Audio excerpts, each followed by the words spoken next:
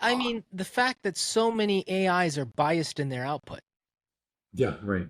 and it makes you go, well, the programmer didn't say I want bias in my output. You know, they're not doing Yeah, that. right. The guy Of who course trained not. it Probably not.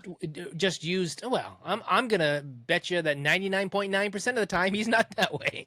But Yeah, the right. idea Right, right, here right. being Yeah. that somehow the output is coming out biased. So what does Yes, this mean? right. That means that somewhere in the system is bias.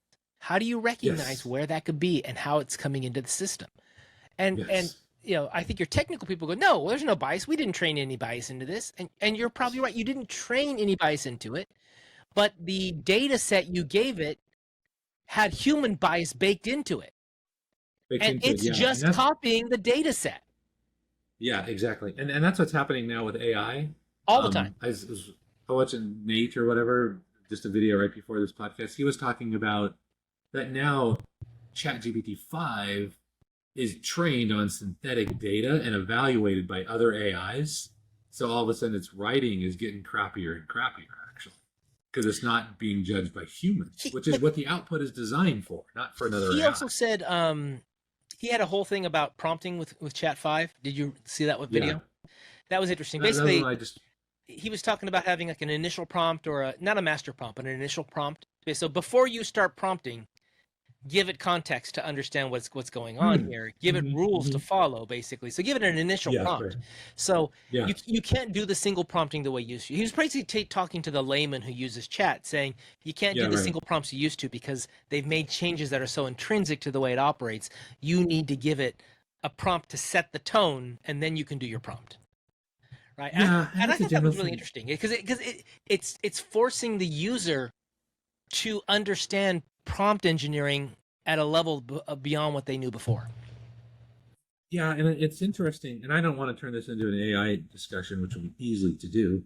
Um, but it's interesting because ChatGPT 5 is not a single model. It basically evaluates and it goes out to multiple different kinds of models. So you need to understand you're not talking to one model, and most people don't understand Well, that. I mean that's why when you're making graphics and you get so frustrated with it not being able to understand directions, it's not making the Yeah, picture. It's just the yeah, middleman who sends it off to Dali or whoever is making the picture. yeah, yeah, exactly. So it's just interesting to understand that, and yeah, it's just interesting. So, yeah, yeah, I think that's kind of cool, Chris. So did Well, we so, cover so this ad how do you hominem attack? I need to. how do we build wonder or how is creativity reflected in the AI? I don't know. And is what we're seeing that we think is creative, is it truly creativity or is it a level of randomness added on top of probability?